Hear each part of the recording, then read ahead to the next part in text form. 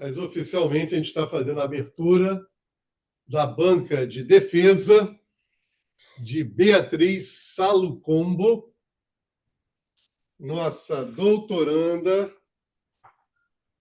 do curso de Doctor of Philosophy in Education. Para compor a digníssima banca, nós temos a professora Karina Paludo, daqui a pouquinho está retornando na imagem, professora Terezinha Covas, professor Roberto Vertamati, esse que vos fala, Sérgio Benken, e o professor orientador Aurélio Hitsuri. A professora Karina já retornou, estamos só fazendo a abertura aqui. A professora Terezinha vai estar voltando daqui a pouquinho, eu creio. Beatriz, você já sabe como é que funciona, mas não custa repetir, tá?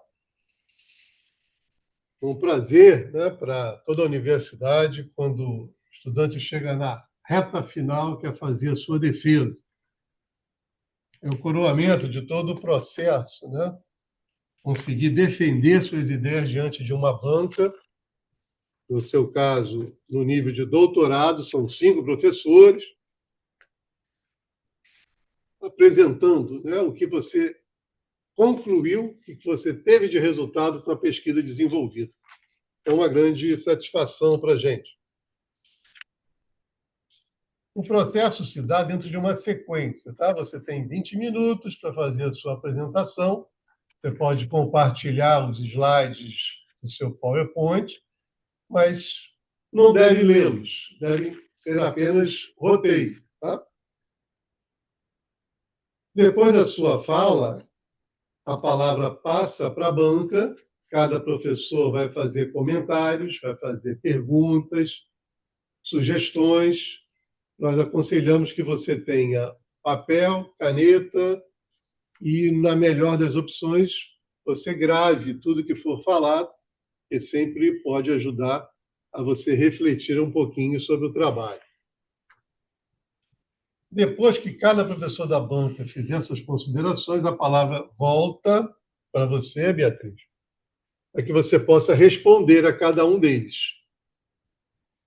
E aí sim, terminando a sua resposta, a banca se retira para decidir sobre a sua defesa.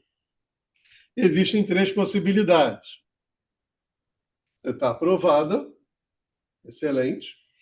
Segunda possibilidade, você está aprovada, mas necessita de alguns ajustes, que a academia chama de errata, né?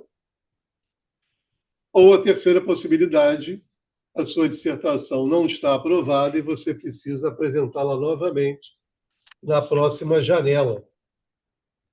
E aqui na universidade sempre acontece em julho e dezembro. Então, eu peço a gentileza que você prepare aí os teus slides para compartilhar com a gente. E no decorrer da tua fala, eu vou levantar uma plaquinha assim, só para te ajudar, dizendo quantos minutos estão faltando, tá?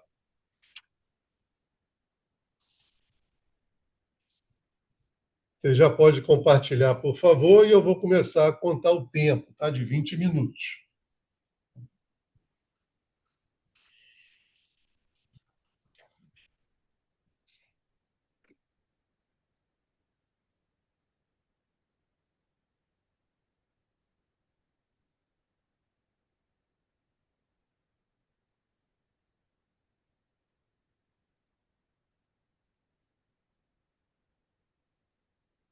Conseguiu abrir?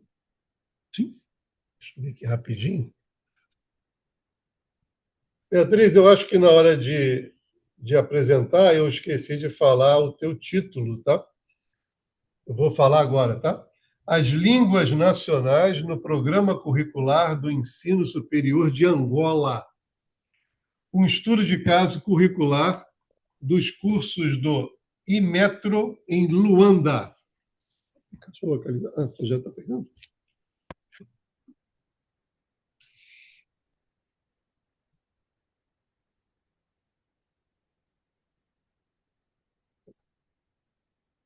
Eu peço que você abra o seu microfone, tá? Isso. aberto. E, por favor, vai para o slide número 1, lá em cima, tá? Certo. Para começar. Ótimo.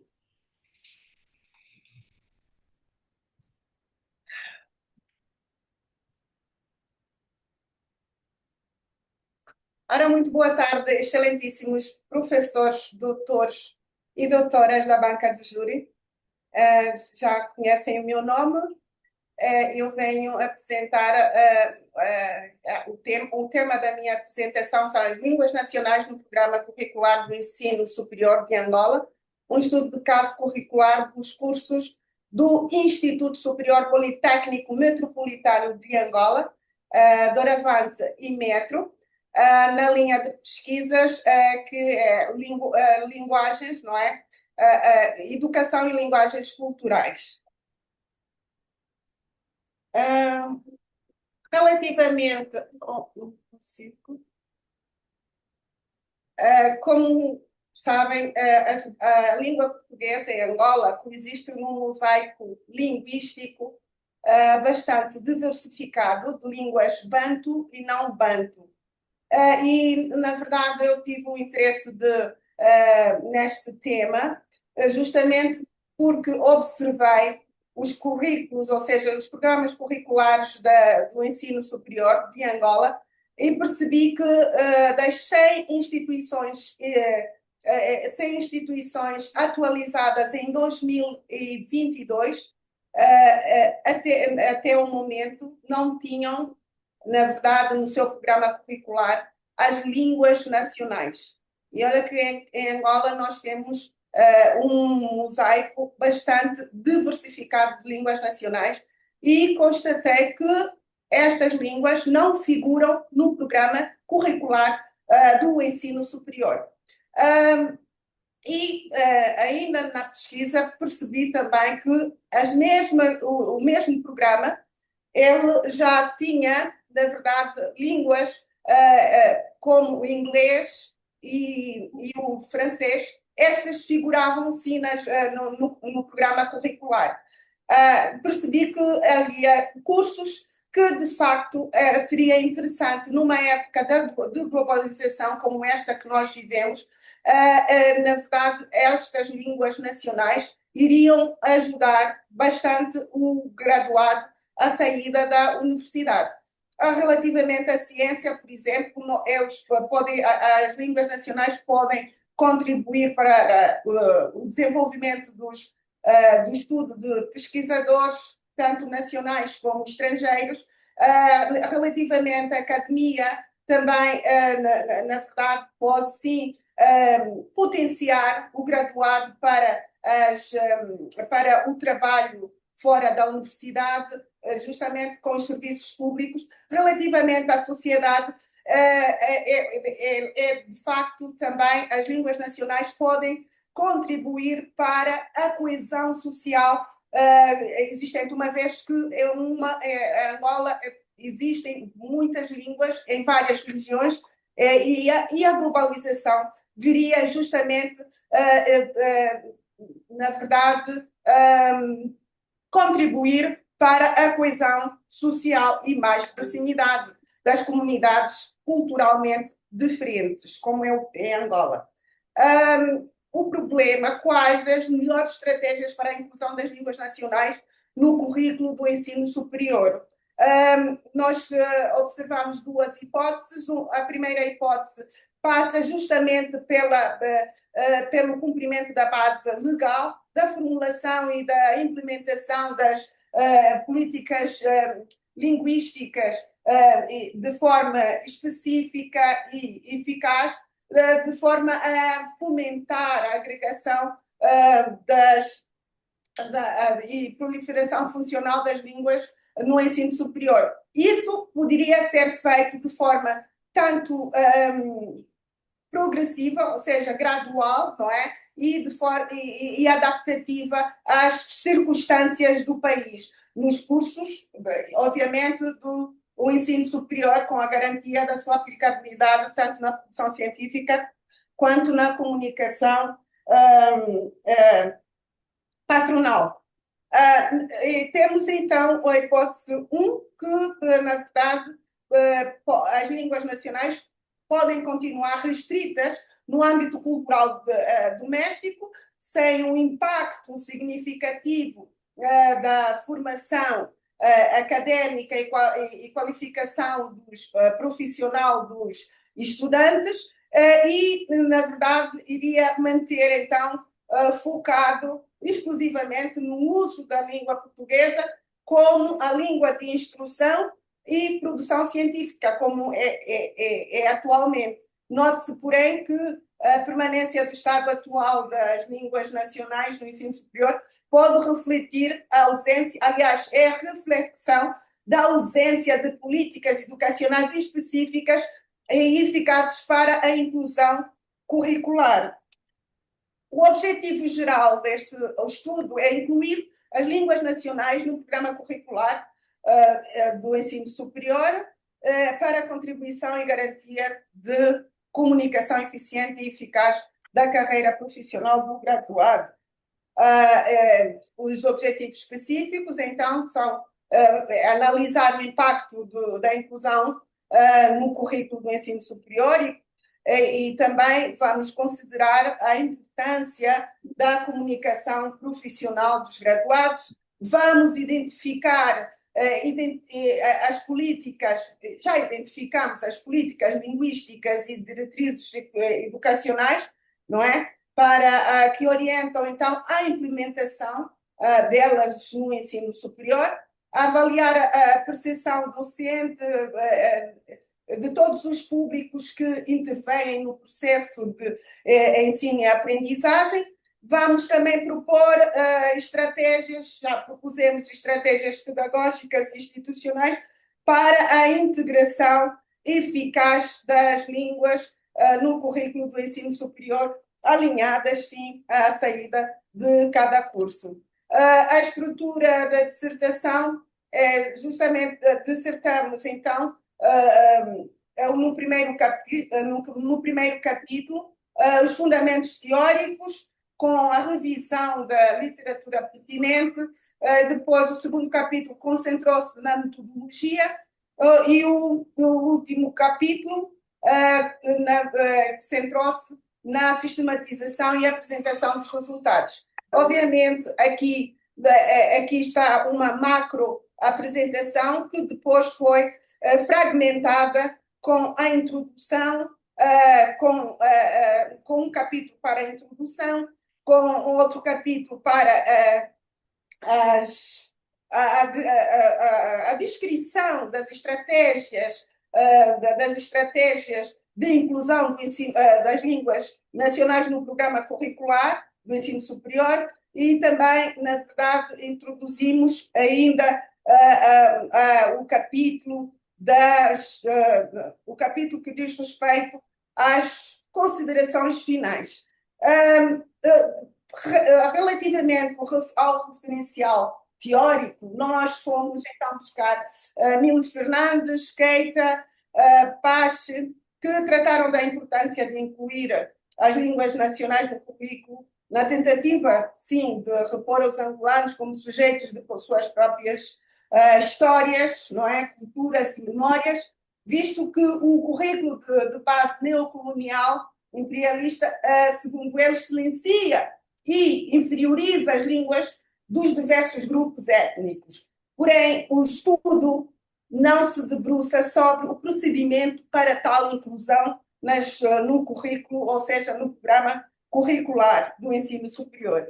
Ainda temos Chicumba, Mateus Chicumba, com o trabalho A Educação Bilíngue em Angola e o Lugar das Línguas Nacionais. O autor pretendeu e defendeu, na verdade, que a adoção de um modelo de educação bilíngue responderia de forma mais adequada às necessidades do contexto angolano.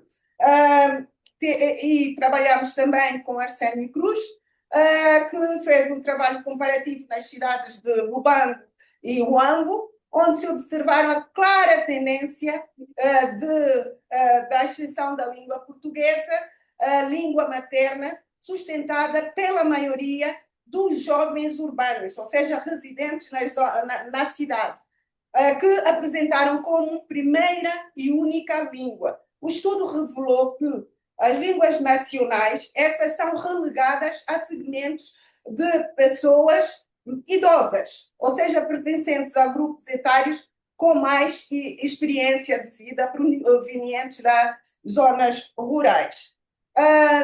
Este trabalho, relativamente aos anteriores e todos os distingue-se justamente dos enfoques tradicionais, pela sua originalidade teórica e prática, pois propõe uma articulação das línguas nacionais com os serviços públicos nacionais, ou seja, os serviços públicos que dizem respeito à administração, à justiça, às finanças, na verdade, e também à própria instituição superior, que também trazemos a instituição do ensino superior para o campo, ou seja, para o público rural. E também trazemos uma base legal, não é? Que legitima a assimilação das línguas nacionais nos espaços académicos, institucionais e públicos.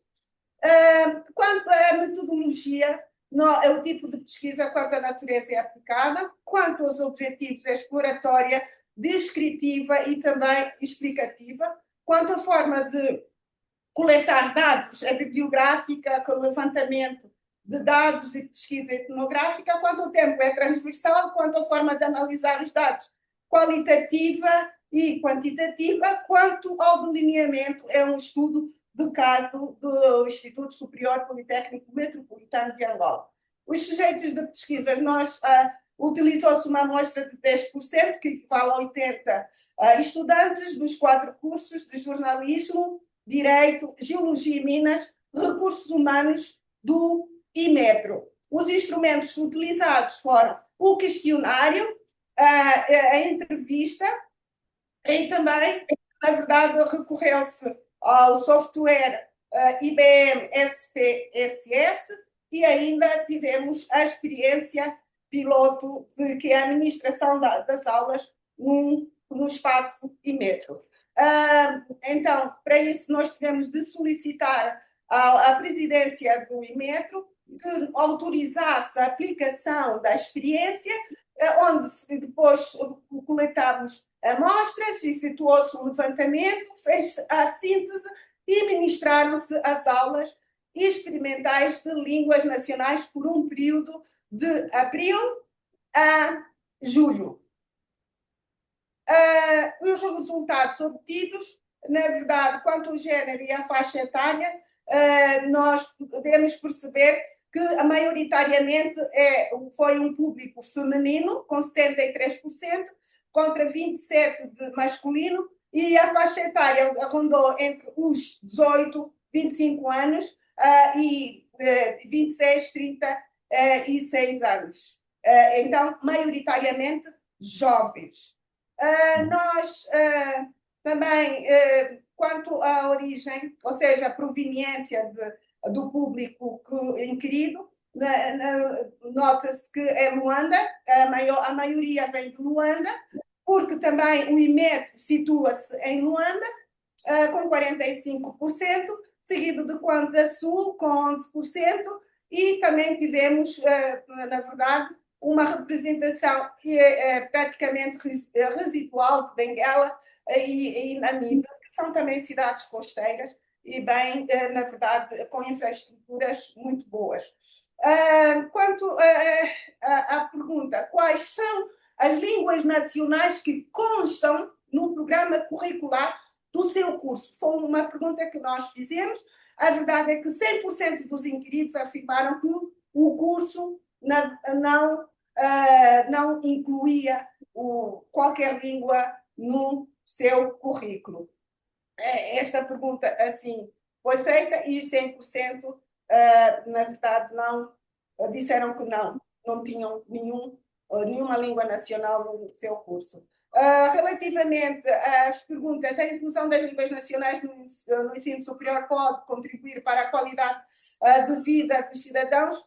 81% disse que sim, 16% disse não sabe, e 3% também achou que pode sim contribuir para a qualidade de vida, a introdução, ou seja, a introdução das línguas nacionais. Segundo a sua experiência, considera importante que as instituições públicas permitam a comunicação em línguas nacionais.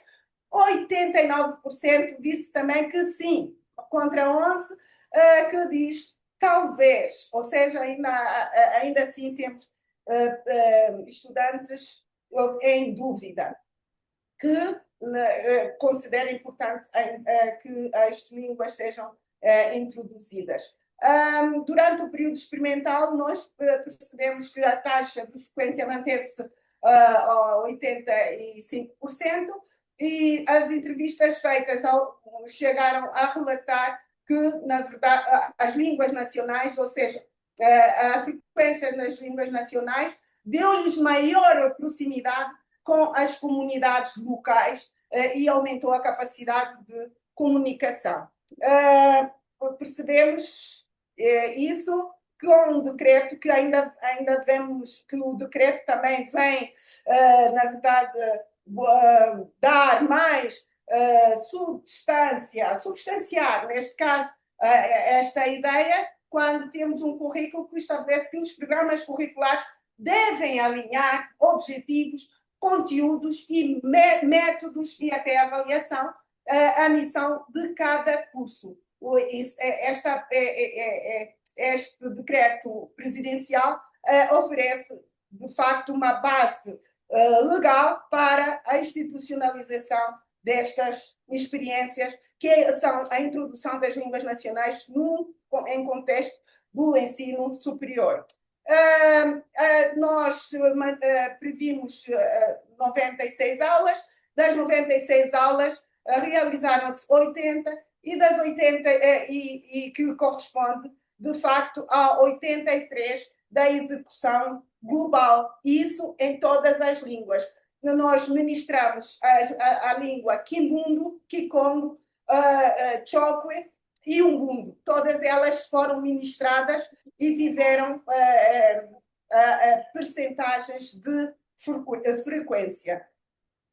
O presente estudo confirmou a hipótese zero, pois demonstrou que, isso em relação às considerações finais, que a inclusão das línguas no ensino superior é, de facto, viável, é estratégica e é desejável nos domínios pedagógico, científico, social e cultural.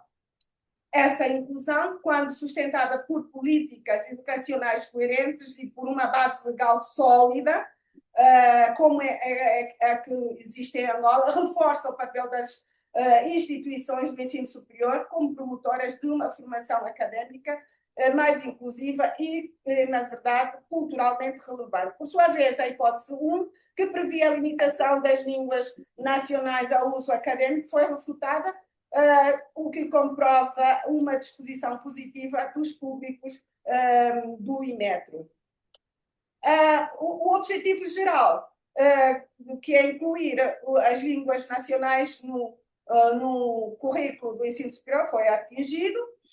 Os resultados mostraram que as línguas nacionais ampliam a comunicação, fortalecem também a identidade e melhoram a inclusão profissional dos graduados, sobretudo em contextos multilingües e comunitários como é o de Angola. Quanto aos objetivos específicos, a análise do impacto da inclusão das línguas revelou, de facto, benefícios concretos na aprendizagem e na comunicação intercultural. O levantamento das políticas linguísticas mostrou que o quadro jurídico nacional, a Constituição da República de Angola, a Lei de Bases, o Estatuto do Instituto de Línguas Nacionais, fornecem bases sólidas para a execução, ou seja, a inclusão das línguas nacionais. A avaliação das percepções também indicou consenso favorável entre os docentes, estudantes e empregadores, e a proposta de estratégias de inclusão resultou em recomendações práticas, como a introdução gradual das unidades curriculares, a formação docente bilingue e programas de extensão universitária. Conclui-se, então, que a inclusão das línguas nacionais é uma exigência legal, científica e ética, que representa uma questão linguística, dignidade, identidade e justiça social. O desafio imediato é justamente converter o quadro normativo existente em políticas concretas e sustentáveis, responsabilizando, neste caso, o ensino superior angolano, que deve assumir, com sabedoria e compromisso, o papel de porta-voz do espaço da diversidade linguística, cultural, equidade e excelência académica do país. As estratégias aqui, na verdade, sistematizadas, são exatamente uma proposta pública que convida docentes, estudantes, comunidades, reguladores a experimentarem, medir e melhorarem, até que falar com e para Angola, nas línguas nacionais, seja parte natural da excelência académica que se ambiciona ao lado da língua portuguesa. Eu quero agradecer nas línguas com que eu trabalhei. Obrigada. Thank you. Kusakwila. Gastakidila. Da Pandula. Tutombele. Muito obrigado, Beatriz, pela sua apresentação. Vimos que você se emocionou no final, né? Até para falar nas línguas que você pesquisou e estudou. Deve ter sido realmente emocionante o trabalho para você, conviver com a tua realidade, o teu povo, digamos assim, né? E as línguas faladas no teu país. Muito obrigado, tá? Agora a gente vai passar a palavra para a banca. Eu peço que você tire os slides, por favor. A gente vai passar a palavra para a banca. E aí, como orientado, você deve ter um papel aí, caneta, para anotar. Sim. E, no melhor dos casos, até gravar, tá? Certo. Que é sempre muito rico para você depois conversar com o teu orientador. Sim. Ok? Sim, doutora. Então, vamos dar a palavra, então, para a professora Terezinha. Muito obrigada, agradeço a oportunidade de participar da banca, cumprimento o professor Aurélio, os demais professores. Beatriz, parabéns pela sua exposição, pelo seu trabalho. Vi que realmente é algo inovador, né? Principalmente na região que vocês estão contidos. Tive a oportunidade, então, de conhecer o Inmetro, né, que é o Instituto Superior Metropolitano de Angola, né? Eu estive em Angola, mas não estive lá, estive na Clínica Girassol. Foi uma oportunidade muito grande, né, de contribuir. Uma das minhas dúvidas, e que depois eu até peço a autorização para que o professor Sérgio me oriente, se a linguagem do texto, que está misto entre duas línguas, se realmente, na entrega, a aluna deverá formalizar, né, padronizar, foi uma das minhas dúvidas iniciais. Mas achei que a manutenção da escrita, né, ela está um pouco mista entre o português e a linguagem da região. Achei o trabalho muito bem embasado. Tenho algumas dúvidas que eu gostaria de colocar para você responder posteriormente.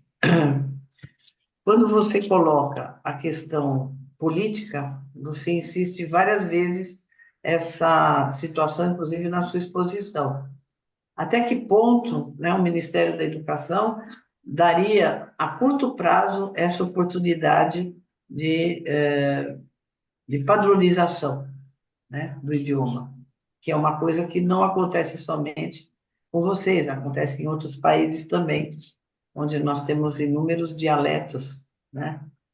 mas na problematização você colocou uma coisa importante depois na sua justificativa, que é a questão da dignidade. Como nós temos uma esfera social de distanciamento, às vezes, entre o rural, né, onde você colocou, até que ponto esse estudante estaria preparado, né, para aderir esse modelo, né, porque vem lá da fundamentação, da formação básica até chegar na universidade. E a gente sabe que, às vezes, existem algumas limitações, inclusive de material didático, que eu acho que é importante que você me coloque também. Na página 22, quando você fala da viabilidade social, cultural e política, né, eu pergunto a você, e o tempo? Qual é o tempo que vocês teriam para isso? Né? Há resistência em relação a isso? Porque você fez um estudo dentro de uma universidade, né? Levantando as demais, até que ponto as demais estariam agregando, se alinhando a esse modelo, porque você trabalha com o perfil social, o cultural, com docentes, né, e discentes, né, professores e alunos.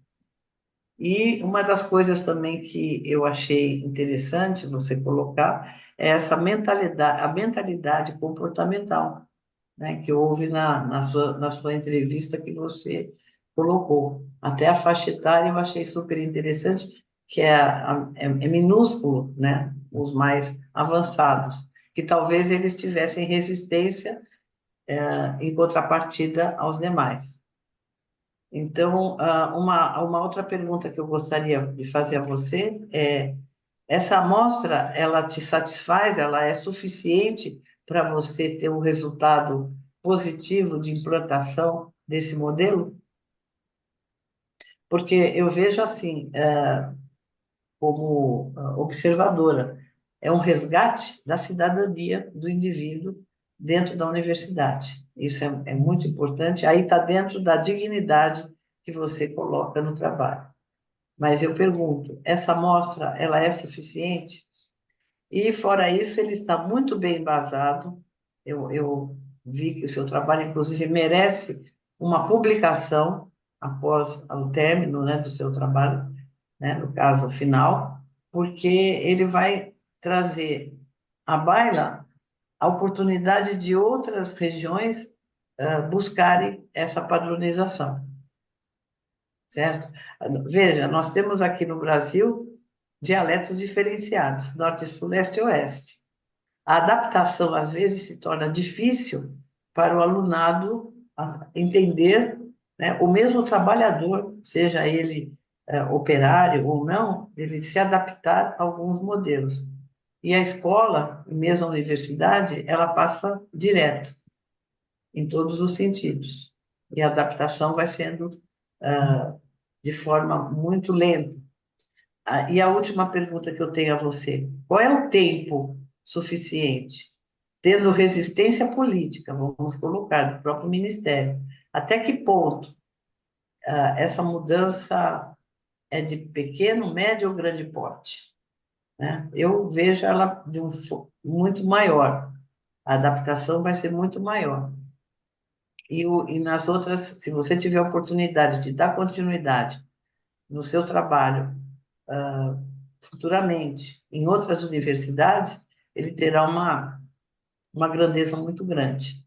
Aí sim, é um alerta, né, para esse estudo de caso que você escolheu. Muito obrigada. Muito obrigado, professora Terezinha, pelas considerações, carinho, né, na leitura, e por já ter passado por lá, né, ter ajudado também, colaborado de alguma forma. Sim. O coração fala mais alto também quando a gente lê um trabalho E, assim. e dá para entender a emoção dela. É verdade, é verdade. Dando sequência, então, professora Karina. Olá, boa tarde, Beatriz. Parabéns pelo seu trabalho, parabéns ao professor Aurélio, que esteve na orientação da pesquisa. Eu agradeço pelo convite, uma honra estar aqui com vocês mais uma vez. Destaco como ponto muito relevante do teu trabalho a possibilidade de impacto social, cultural, além do educacional, e, sobretudo, por dar a voz a esses jovens, a essas pessoas que muitas vezes acabam não se sentindo pertencente ao espaço da universidade. Quando você valoriza as línguas, né, as línguas nacionais, você valoriza de maneira direta ou indireta o valor de cada povo, de cada cultura, e isso no seu trabalho é bastante especial. Destaco também a articulação, gostei da articulação que você fez entre a fundamentação teórica e a proposta de intervenção. Bom, quero começar destacando ali em relação aos objetivos. No seu trabalho, de maneira geral, fica evidente em vários momentos que a proposta é falar sobre as estratégias para a inclusão das línguas nacionais. Entretanto, no objetivo geral, você apresenta que o seu objetivo é incluir as línguas nacionais no programa curricular. Eu acredito que a inclusão das línguas seria uma consequência daquilo que você deseja, mas, de acordo com o que está no seu trabalho, pelo menos essa é a minha interpretação, o objetivo aqui seria você apresentar estratégias que podem ser usadas para que, de fato, as línguas nacionais sejam inseridas no currículo, no programa curricular, tá? E eu também penso que seja muito mais efetivo e possa trazer uma contribuição maior à sua pesquisa se você falar sobre quais estratégias são de fato mais eficazes para que o governo, de maneira geral, as instituições possam adotar para que de fato as línguas nacionais sejam incorporadas nesse currículo, tá bem? Em relação aos objetivos específicos, em um deles, se não me engano, no primeiro objetivo, você fala que o seu objetivo específico é também analisar o impacto da inclusão da inclusão das línguas nacionais. Eu acredito que esse objetivo ele não possa ser completamente atendido, porque quando a gente pensa em analisar o impacto, são tantas nuances, e aí a minha sugestão aqui é que você revisite essa frase. E também, ainda nos objetivos específicos, nós temos ali o quarto objetivo específico, que é o de propor estratégias pedagógicas para a integração das línguas nacionais.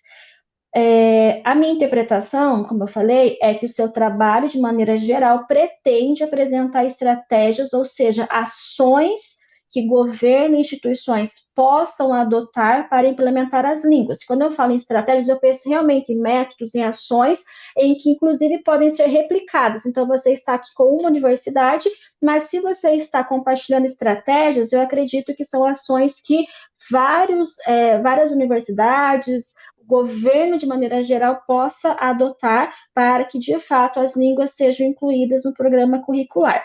E aí, quando você coloca no objetivo específico 4, que o seu objetivo é propor estratégias, me parece que há uma redundância, tá? Então, aqui eu sugiro que você também revisite. Em relação à metodologia, você traz para nós que os sujeitos da sua pesquisa são alunos e professores.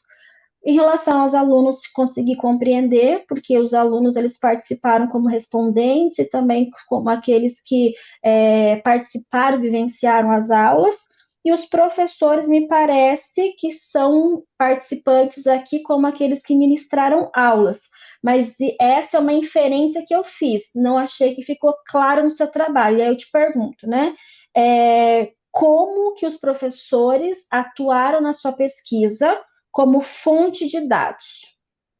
O papel deles foi dar aula ou não? Você também usou a participação deles para coletar dados de fato, porque se eles foram aqueles que ministraram aulas, ponto, e não tiveram nenhum tipo de compartilhamento, de relatos, enfim, talvez a gente precisa rever aqui essa proposta de sujeitos de pesquisa, tá? Você cita ainda que os seus sujeitos de pesquisa são estudantes de jornalismo, direito, geologia e minas e recursos humanos. E aí eu te pergunto, por que esses cursos? Imagino eu que existam outros cursos. Por que que você elegeu esses 4? E aí tem que ficar claro na pesquisa quais foram os critérios de inclusão e de exclusão dos seus sujeitos de pesquisa. Precisa explorar essa informação. Além disso, ali nós temos a indicação de aulas ministradas em 4 línguas: Kimbundu, Umbundu, Kikongo e Kokwe. Não sei se eu falei corretamente, tentei. Bom, e aí eu pergunto também, por que essas línguas? Né? Imagino, e aí eu não tenho proximidade cultural, me permita errar, me perdoe se eu estiver falando algum tipo de equívoco, mas imagino que existam outras línguas. Se esse for o caso, por que vocês incluíram essas 4? Em relação aos instrumentos, ali nós temos o apontamento de que houve o uso de um questionário, e aí você fala que esse questionário motivou os estudantes a se submeterem às aulas de língua nacional. Como? Baseado em que você faz essa afirmação? Como que a resposta aos questionários fez com que esses estudantes se engajassem nas aulas? Será que gerou uma sensibilização? Não sei. Né? Aqui eu fiz algumas inferências, mas é preciso que você explique para nós e deixe claro no seu trabalho. A partir da página 92, 93, nós temos em vários momentos da metodologia o seu apontamento falando que é uma pesquisa exploratória, uma pesquisa explicativa, e você fala isso na página 92, depois no 93 você fala de novo, e aí você traz a repetição. Primeiro que precisa colocar à luz de qual autor você está definindo. Então, quando você fala em pesquisa exploratória, o que você entende por isso? Baseado em qual autor que você está fazendo essa definição? Porque dependendo do que você pensa e como você conceitua cada um desses tipos de pesquisa, é uma maneira que você vai conduzir seu trabalho. E em relação ainda sobre essas repetições, quando você fala dos sujeitos, você também fala em momentos diferentes. Qual que é a minha sugestão? Que você limpe esse texto e você fale cada coisa de uma vez só. Então, quando vai falar do tipo de pesquisa, fala ali, fala tudo que precisa, fecha esse ponto, vai para o próximo. Não fique indo e voltando, porque para o leitor é muito cansativo, tá? E fica repetitivo. Também no texto sobre a metodologia, eu percebi que você escreveu vários parágrafos e muitas vezes eles se apresentaram, na minha percepção, mais como tópicos, tá? Em vez de você... Qual que é a minha sugestão? Que você faça um texto mesmo corrido, né?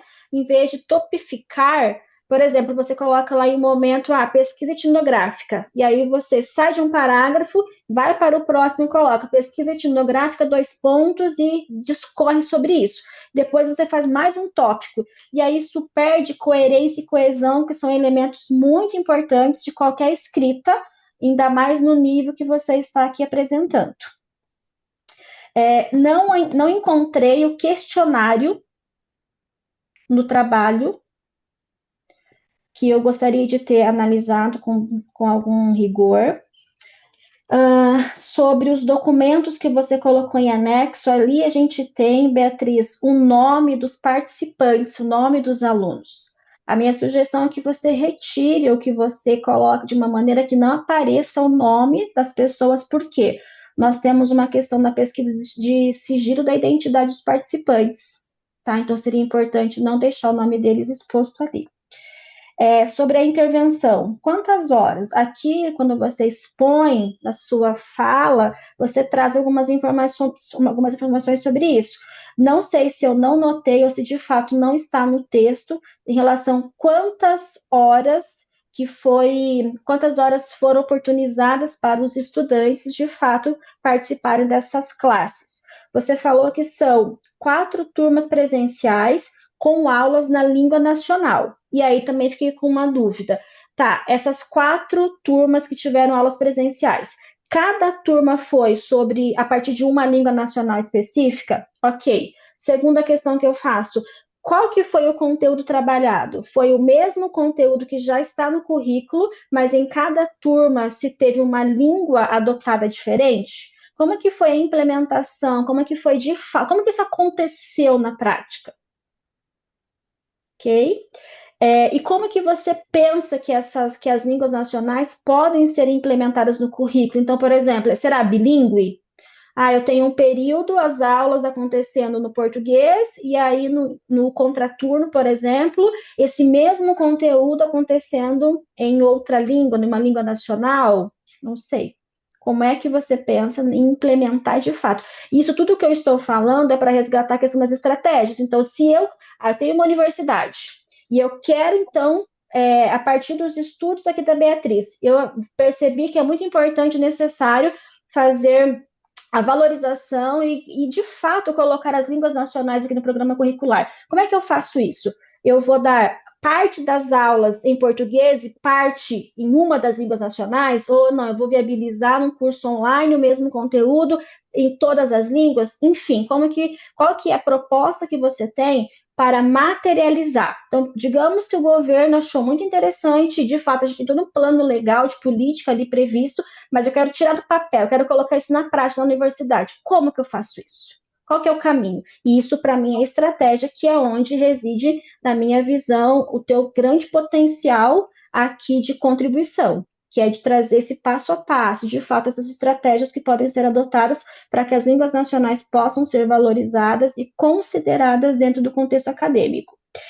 Em relação aos resultados, na minha visão, os resultados estão frágeis, precisa trabalhar nos resultados, porque você faz afirmações ali que não se sustentam com os dados empíricos. Por exemplo, você fala assim: a inclusão de línguas nacionais promove efetivamente o desenvolvimento de competências sociocomunicativas. Tá, fantástica essa contribuição. Mas como que baseado em que você comprova, você afirma isso? Eu não vi dados aqui, não consegui analisar o questionário, porque, como eu falei, não acessei aqui no seu trabalho. E os dados apresentados ali no seu texto, eles não me dão fundamentação para falar, puxa, então realmente incluir as línguas nacionais faz com que os estudantes desenvolvam competências sociocomunicativas. Eu consigo inferir e acreditar que isso é muito possível, mas os seus dados, eles não sustentam essa afirmação, na minha visão. Você também coloca, assim, lá nos resultados, que a experiência mostrou que os resultantes que tiveram contato com as línguas nacionais desenvolveram maior capacidade de interagir com comunidades locais. De novo, os dados não me fazem sustentar essa afirmação, não me permitem sustentar isso. Então, eu não sei, né, se os estudantes que tiveram contato com as línguas nacionais, de fato, desenvolveram essa capacidade de interagir com as comunidades. Não sei. Eu senti falta de um maior embasamento, de um diálogo com os autores que você propôs. Senti falta desses autores propostos, fazendo um diálogo com os teus achados. Sabe aquela conversa entre os dados científicos, os dados coletados ali na pesquisa, com autores que sustentam o que vão contra o que você está tendo hoje de evidência? Enfim, esse diálogo entre dado empírico e autor, para mim, ficou frágil. E aí também, ali você fala que esse estudo teve viabilidade financeira, o que faz possivelmente inferir que essa proposta ela pode ser reaplicada, né? Mas aqui, pelo que eu entendi, foi uma extensão universitária, tá? Teve viabilidade financeira, quem pagou? E uma coisa é um projeto, é uma extensão universitária, outra coisa é replicar isso para vários lugares, né? Para um governo de maneira geral. Que mais? E eu gostaria de ter visto, Beatriz, de fato, essas estratégias. Para mim, esse é o ponto que está vulnerável no trabalho. Quais estratégias, de fato, você conseguiu mapear que podem ser usadas para que as línguas nacionais sejam implementadas no plano curricular? Para finalizar, sugiro a revisão ortográfica, sugiro rever a formatação de ABNT, tem vários aspectos ali de ano, de autor, que a gente precisa corrigir conforme o nosso manual aqui da FCU. E, em geral, são essas as minhas considerações, espero que elas tenham sido pertinentes. Muito obrigada. Muito obrigado, professora Karina, pelo carinho aí da leitura, detalhamento. Por gentileza, professor Vertamati. Beatriz, parabéns. Eu gostaria de cumprimentar o professor Sérgio, presidente da banca, também a professora Terezinha, a professora Karina e o seu orientador, o Aurélio. Entendo que o seu trabalho é muito importante. Penso da mesma forma que a professora Terezinha. Eu acho que vai caber fazer um livro desse material. Eu acho que vai contribuir muito aí em Angola, na minha opinião. Eu até lembrei de alguns casos em alguns países em que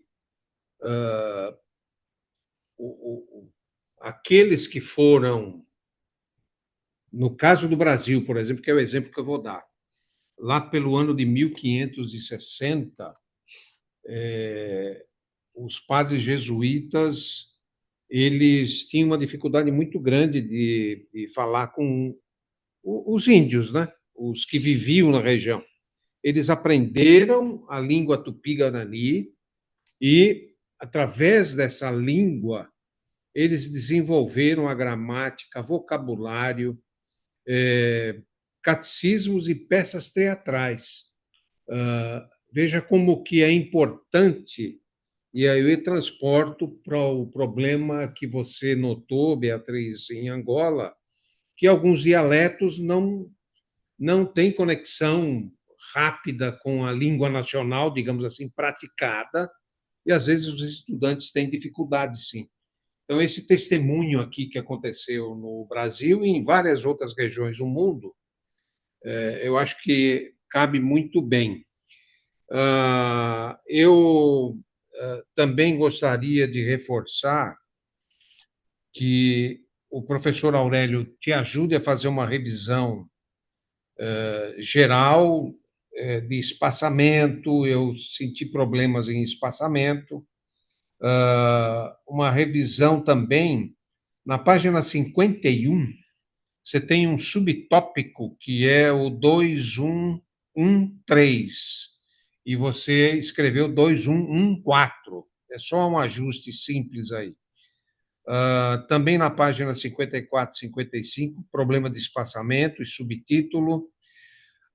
Aquele ponto que a Karina levantou também me chamou a atenção.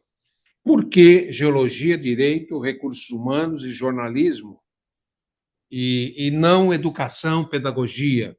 Eu acho que precisaria deixar claro o aspecto da sua seleção, o porquê desses cursos e não outros.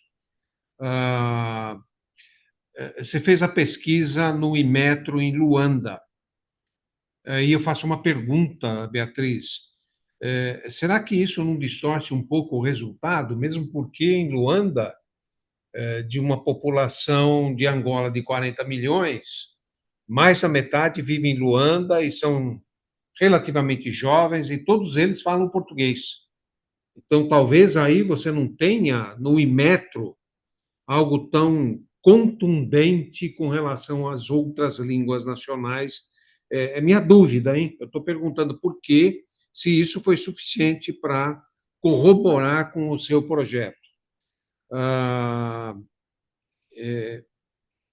O estudo também conclui que a inclusão das línguas nacionais é salutar sob o ponto de vista pedagógico, cultural, científico e social. Isso você comenta no trabalho.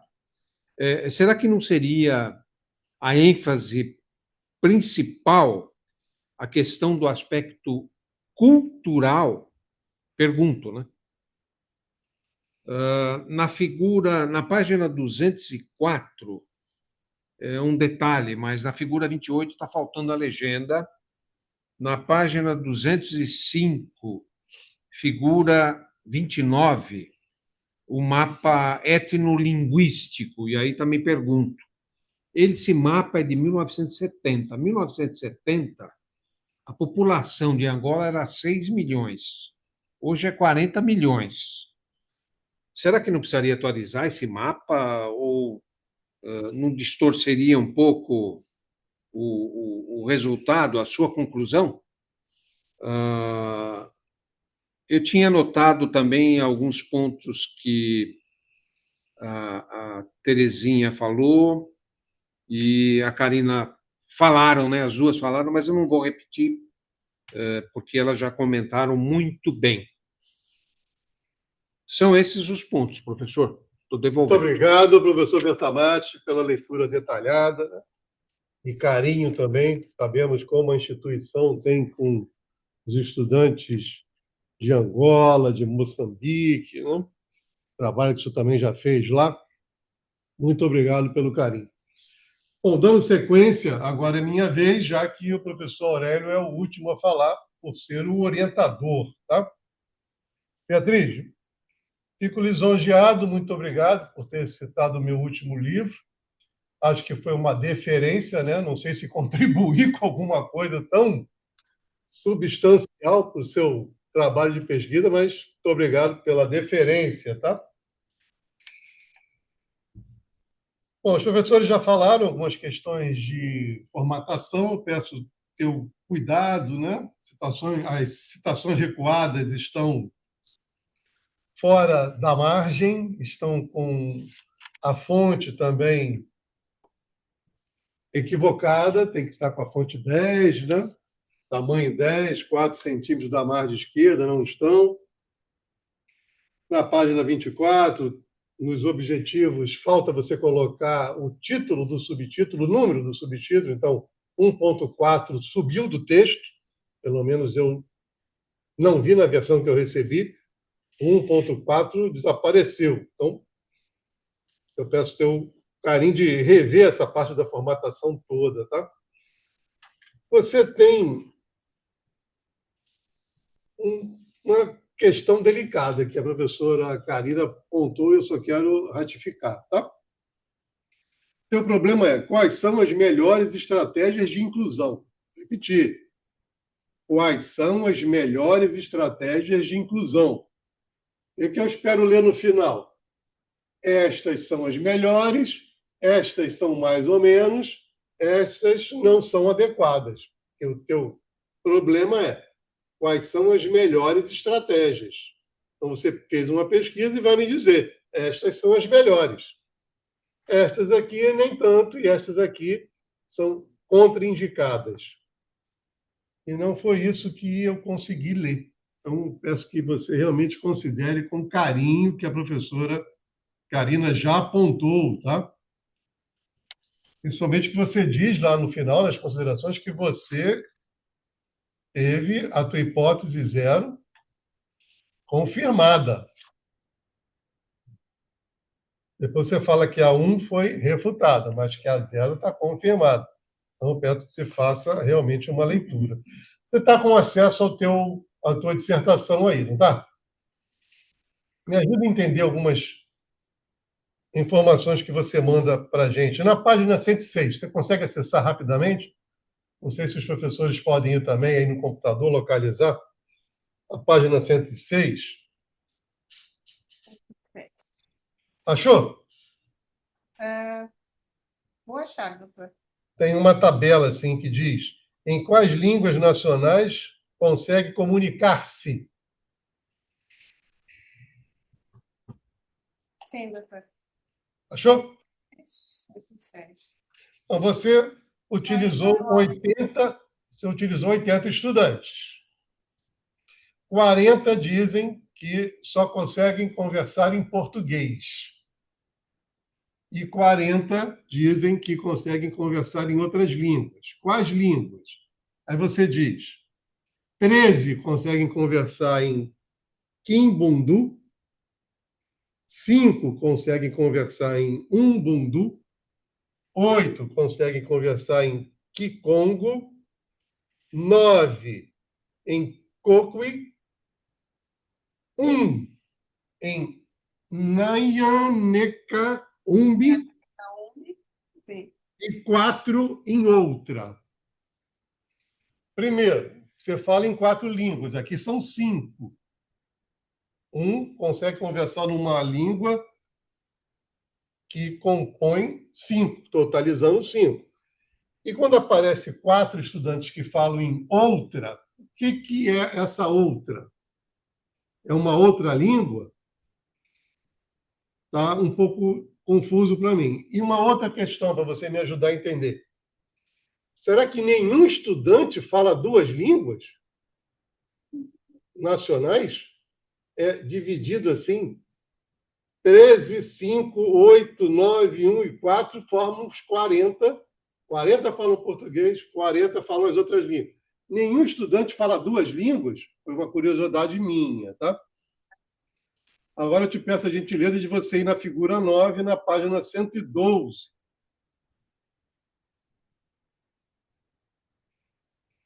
Eu fiquei analisando, né, todos os dados e eu fiquei 112. confuso. Página 112, figura 9. Chegou lá? Sim, estou a chegar. Tá bom. Já cheguei. Eu vou ler o título. Qual é a língua que fala quando conversa com um cidadão oriundo do meio rural? Se 40 estudantes conseguem falar as línguas além do português, por que só 11%, que significam 8 estudantes, utilizam essas línguas quando falam com as pessoas do meio rural? 40 conseguem falar, por que só 8 falam quando conversam com as pessoas do meio rural que não falam português? Eu fiquei um pouco na dúvida, tá? Queria que você pudesse ter um tempinho aí na tua resposta para me ajudar a entender. Que eu fiquei sem entender também essa parte. Não sei se a minha pergunta está clara, mas se 40 falam as línguas, além do português, né? Por que só 8 estudantes utilizam essas línguas quando conversam com as pessoas do meio rural? Eu tenho a impressão, tá? Eu não sei se você vai confirmar, mas eu só quero abordar o que a professora Karina falou, o professor Vertamati também.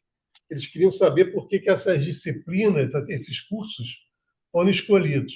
Me corrija se eu estiver errado. Eu acho que eu li a tua explicação dizendo que eles têm acesso às pessoas do ambiente rural porque estão fazendo direito, tem geologia, jornalismo e recursos humanos. Acho que tinha alguma explicação. Depois você só me confirma que você explicou por que escolheu esses cursos. Muito obrigado. E para terminar, então, o professor Aurélio.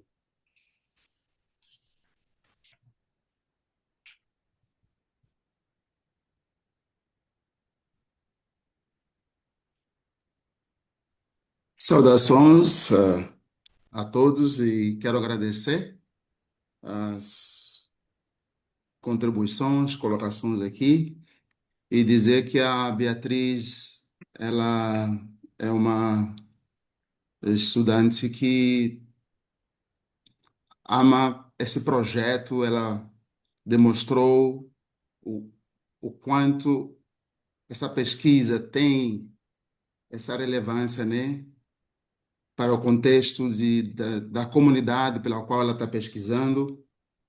E até quando vi o tema, eu pensei, em Moçambique, nós temos agora a inclusão das línguas, mas para um ensino bilíngue, para o ensino fundamental, e não temos ainda para o ensino superior.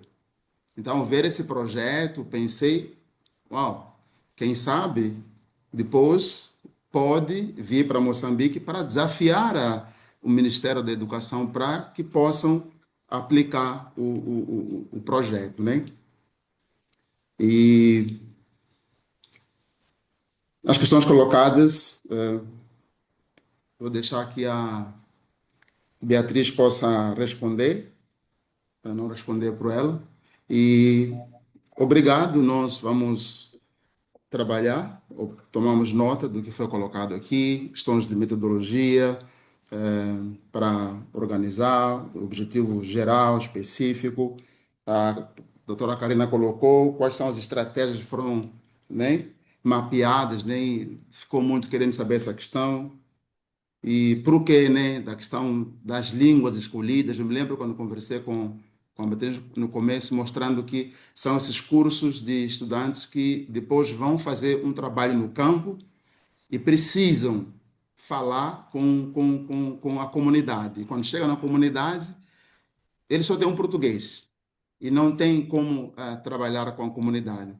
Então, por isso, foram escolhidas essas línguas. Eu creio que a Beatriz vai poder desenvolver mais, porque ela estava no terreno, mas lembro que foi isso que ela trouxe, que, olha, professor, essas línguas são importantes para esses cursos, porque depois do curso, os alunos vão fazer prática, tanto jornalismo como geologia. Chegam no terreno, tem que falar, faz jornalismo como? A comunidade não fala português. Então, viu a necessidade de se, então, usar para esses cursos específicos, para daí depois fazer essa proposta para o Ministério e aplicar em outras cidades. Sobre os decretos, é claro que o governo ele coloca leis, como em Moçambique, coloca leis, tudo bonito, mas na prática elas não são usadas, não é? E mesmo para nós, que não é diferente da Angola, me lembro que em casa eu poderia falar um pouco do dialeto, mas o importante é que eu tinha que falar era português, porque o português demonstrava cultura. Então, se você fala o dialeto, era considerado ignorante. Essa a imagem que o próprio colonizador imprimiu para a cultura, que quem fala o português, ele é culto. E foram matando o dialeto. Mesmo aqui no norte onde eu estou, ah, é complicado. A África do Sul é um modelo que o próprio Nelson Mandela lutou. Hoje, nas universidades na África do Sul, você tem Zulu, Xhosa, os dialetos estão lá sendo usados. E os outros países agora da língua portuguesa, como Moçambique, está trabalhando no ensino fundamental. A Angola, com a Beatriz, ela já está fazendo esse projeto para o ensino superior e eu até esperei que ela tivesse comentado isso, ganhou da própria universidade um documento pedindo. Estamos à espera de você vir e poder, então, desenvolver esse projeto, porque você fez uma pesquisa. Queremos isso já na prática para o ano que vem. E ela lançou o livro esse ano, quero lhe parabenizar por isso. E obrigado, doutora Terezinha. Doutor Leonardo também falou, se possível, né, publicar esse projeto. Quando ficar bem cozinhado e consertado, sim, em nome de Jesus. Muito obrigado e vou passar a palavra para o doutor Sérgio. Professor Aurélio, muito obrigado também pelo carinho, né, com a orientanda, sua dedicação aí com a parte educacional. O senhor é um grande exemplo para todos nós aqui, tá? Lamentamos, né, porque esse ano o senhor não veio. A professora Terezinha também está devendo, a professora Karina também. Estão devendo, estão devendo. 2026, estamos juntos. Deus quiser. Muito bem, Beatriz. Agora, por gentileza, você tem 20 minutos a partir de agora para responder aos professores, tá bom? Bem, doutora. Muito obrigada, doutora.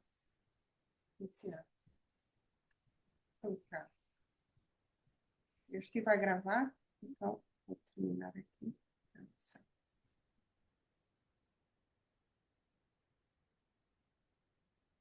Bem.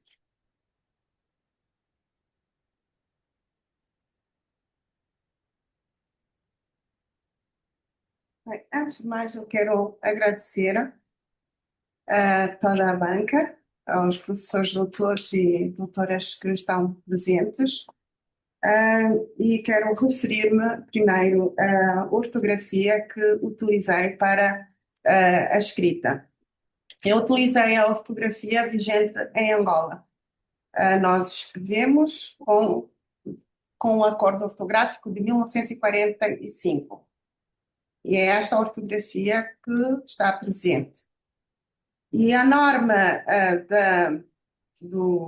das referências bibliográficas é a norma APA, porque eu estou fora na verdade, a FCU dividiu os estudantes brasileiros e eles escrevem com a norma ABNT e os estrangeiros, neste caso os os que estão fora da América, não é? Escrevem com a norma APA. E assim esse trabalho está assim formatado com a norma APA. Depois tem a questão também que diz respeito.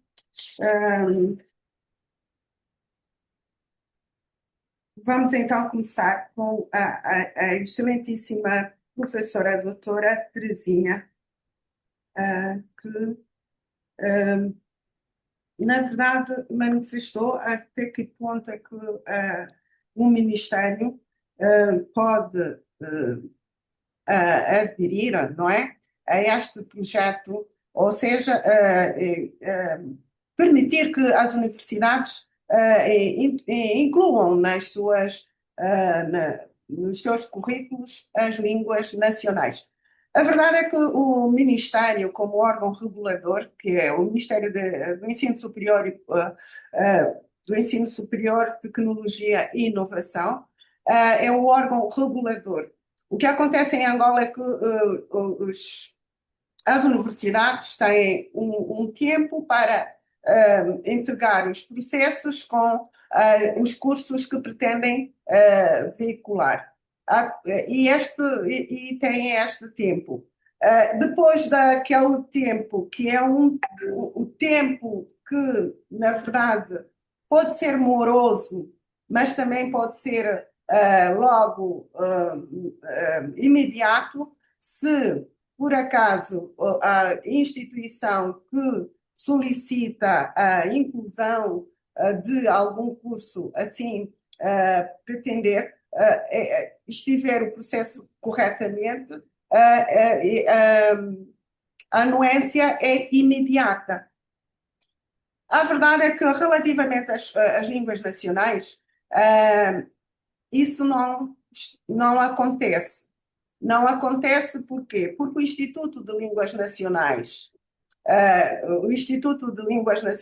que é também o órgão que, na verdade, deveria galvanizar projetos desta natureza, não está em concordância, não está a trabalhar com o Ministério do Ensino Superior. Porque praticamente permanecemos incrédulos, principalmente eu fico incrédula quando vejo o currículo da maneira que está nesta altura, e nós vamos precisar a base legal, todas as orientações estão aí, e todas as orientações, tanto o decreto-lei, o decreto-lei 159/21, os decretos da Constituição da República, a Constituição da República relativamente ao artigo 19 e outros, e ainda os artigos que o próprio Ministério sustenta, todos eles é permissivo que as instituições, na verdade, façam o bom uso dele. Isso não acontece. E não acontece, daí que a questão, e eu rodo justamente o meu trabalho demonstrando as estratégias que são justamente aqui descritas. Essas estratégias estão descritas num capítulo que nós podemos, o capítulo, deixe-me cá verificar já as minhas respostas vão ser assim de forma não direcionadas, porque todas elas são abrangentes, as questões da doutora Paludo, da doutora Terezinha, do doutor Roberto, do doutor Sérgio, então vão verificar. Mas quero dizer que as estratégias aqui tem na página 81, vamos então, na verdade, onde eu descrevo as estratégias que podem agregar valor às instituições do ensino superior e elas implementarem nas suas universidades as línguas nacionais. Porque o nosso objetivo continua sendo a inclusão das línguas nacionais e ainda demonstramos estrategicamente como isso pode acontecer. Então, na página 81, eu faço essa descrição das estratégias, porém, conforme a doutora, na verdade, disse, essas estratégias não se conseguem, na verdade, vislumbrar nas políticas operacionais das universidades. Agora, como é que o Ministério permite? Toda a universidade tem 30% de manobra, além da parte que diz respeito à investigação ou ensino, tem ainda a extensão universitária. Então, esses 30% de manobra, de introdução, que é permissivo ao Ministério, também não são utilizados. Ou seja, nós temos a extensão universitária das línguas, já está a ocorrer, por exemplo, na instituição onde foi aplicada a experiência e foi aceito e de certeza que o novo pedido do Inmetro ao Ministério será então a introdução não só das línguas nacionais, também dos outros cursos. Mas fora isso, todo o Ministério tem 30% de aplicabilidade do seu programa, no seu programa curricular, de introduzir, seja o curso que pretender. Mas isso não está a acontecer. Então, quanto ao tempo, é exatamente aqui temos o tempo de curta duração, que é transversal, mas pretende-se com esse projeto, nós começamos justamente com alunos do 3º e 4º ano, na verdade, acreditarmos que o período de execução, ou seja, da aprendizagem, da saída desses estudantes, já é muito curto. E a querência que nós temos é de, pelo menos, os estudantes tomarem contacto, aqui como o professor doutor Sérgio disse, mas será que eles não conhecem nenhuma língua? De facto, não conhecem. E ainda por cima, a verdade é de gerações. Tanto a minha geração não ensinou, não passou o legado das línguas nacionais aos filhos. Tanto pessoas, não sou da minha faixa etária, mas pessoas da faixa etária até aos 40 anos não conhecem as línguas nacionais. Não lhes foi passado as línguas nacionais. E isso tem a ver com a história de Angola, ou seja, a história que já traz, que tem a ver justamente com a proibição do uso das línguas nacionais em lugares públicos e principalmente como língua de instrução. Então, temos então uma geração que não fala, não partilhou e também e, consequentemente, os seus descendentes também não conhecem as línguas nacionais. Mas também existe o preconceito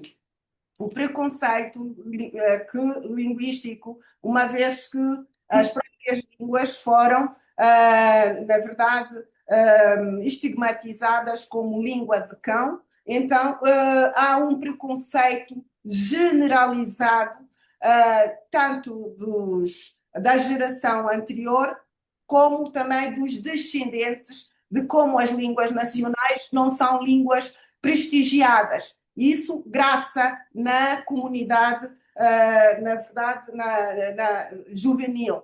E também na comunidade dos seus ascendentes. Relativamente ainda falando dos professores como sujeitos que atuaram, isso com a doutora Paludo, não é? Aqui fez esta pergunta. Os professores, sim, atuaram, e eu gostaria de demonstrar, para além de falar, demonstrar aqui algumas aulas tidas durante o processo da experiência, se me permitirem. Porque só as minhas palavras, eu, na verdade, também seriam substancialmente proveitosas, mas quero dizer que antes do projeto e durante houve o raporto, ou seja, o acompanhamento do processo de ensino e aprendizagem, e nós, professores, eu e até mesmo a própria entidade que permitiu a experiência, nós tivemos conversas para delinear como seria, na verdade, o desenvolver a administração das aulas. E fomos também recebendo informações dos professores de como é que as aulas estavam a decorrer. E o que é que nós pretendíamos, afinal? Nós pretendíamos que os alunos do 4º ano tivessem contacto inicial e tivessem consciência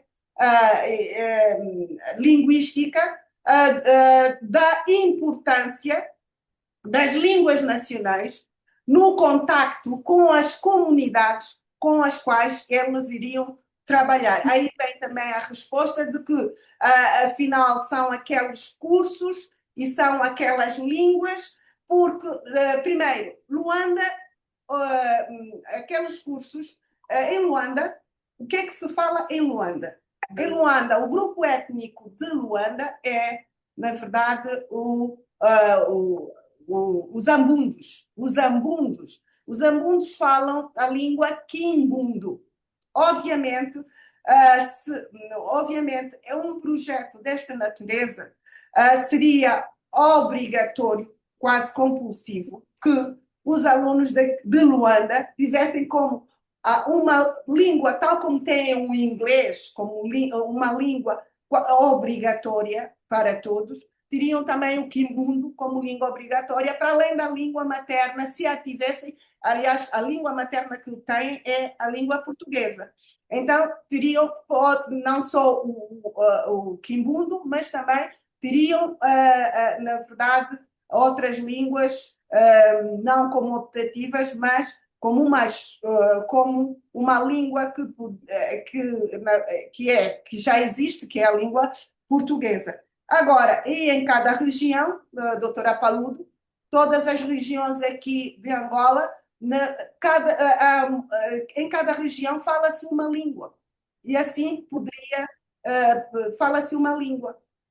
Por exemplo, eu sou do Bié, eu deveria ter a minha língua materna, eu sou da etnia Ovimbundo.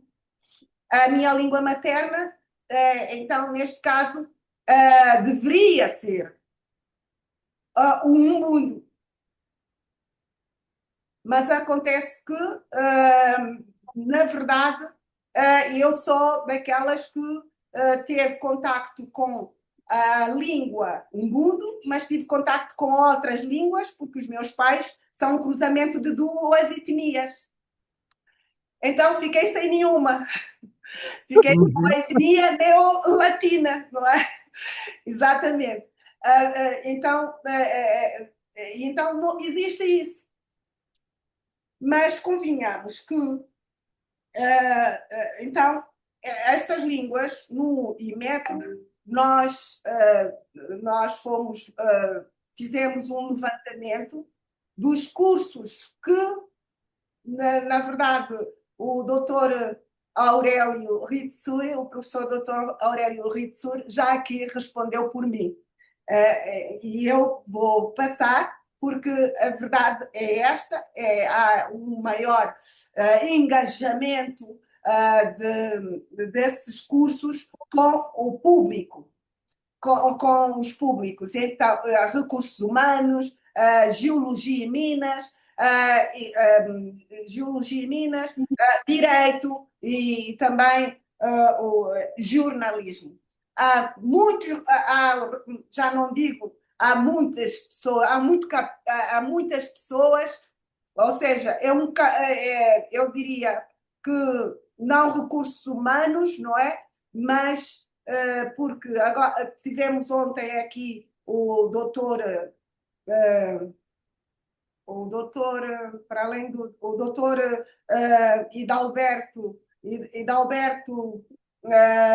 Chiavenato, que diz que recursos não, porque recursos são coisas, mas sim, na verdade, pessoas, não é? Temos aqui as pessoas, não é, doutor Sérgio?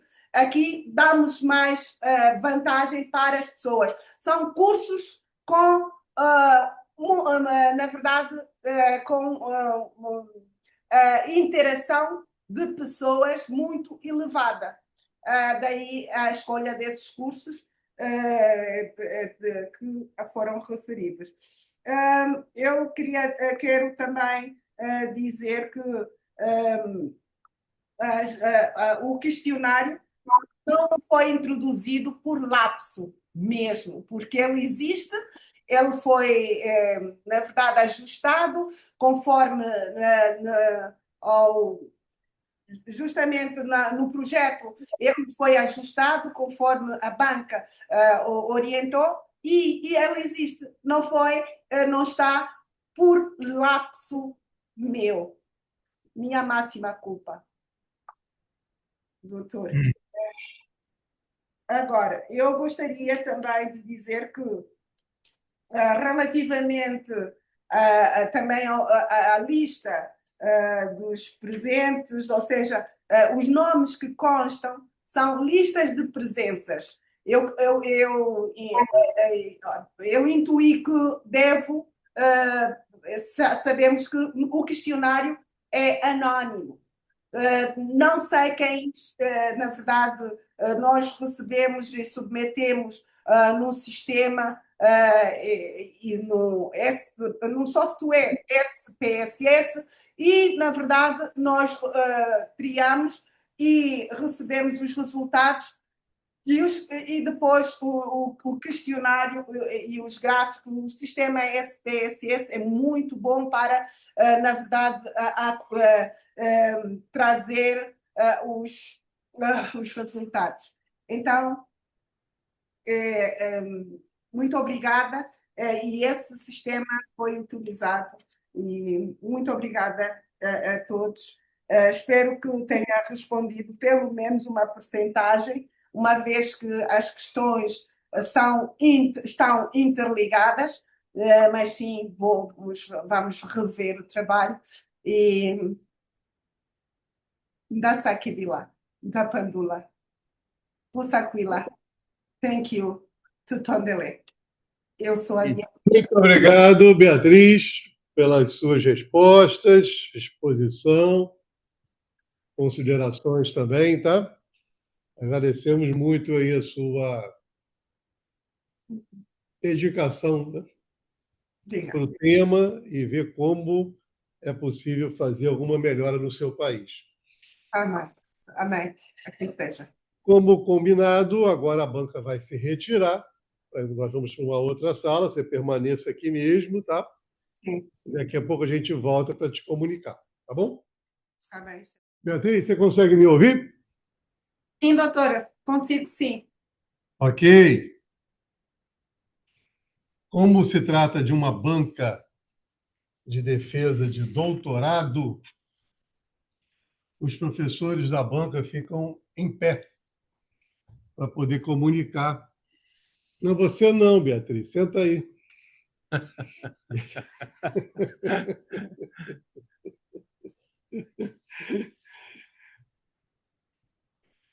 Acerta a tua câmera um pouquinho para eu poder te ver melhor.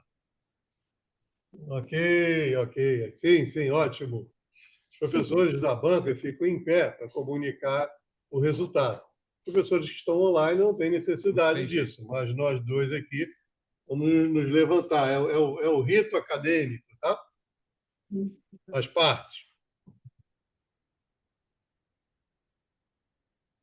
A banca analisou detalhadamente o que você apresentou, tanto na parte escrita quanto na sua parte oral, entendeu a importância do tema, o impacto que vai provavelmente causar, não só para quem participou da pesquisa, mas para o universo que envolve ministério, né, que envolve talvez regiões mais remotas da zona rural, como isso tem importância para a comunidade como um todo.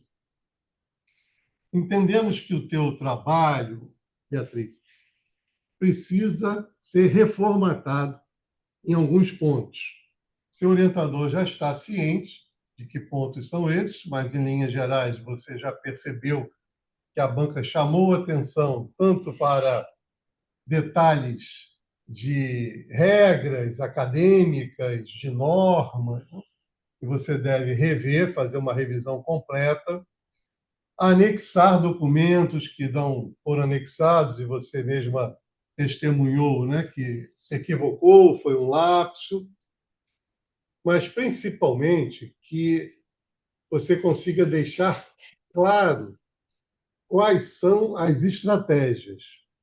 Aquela relação de 13 estratégias que você faz, acho que na página 83, começa na página 83, né? Ela nos pareceu que são tópicos interessantes, temas interessantes, mas que não caracterizam, pelo menos na nossa percepção, talvez haja um ruído de linguagem aqui na comunicação, né? Mas na nossa percepção não são estratégias que possam ser replicadas naturalmente. Professores da banca, né, citaram até a possibilidade de construção de um manual dentro do teu trabalho que tem assim um passo a passo de quem quiser aplicar o teu modelo. O que deve fazer primeiro, o que deve fazer em segundo lugar, em terceiro, para que a gente identifique essas estratégias. Está chamando isso das estratégias.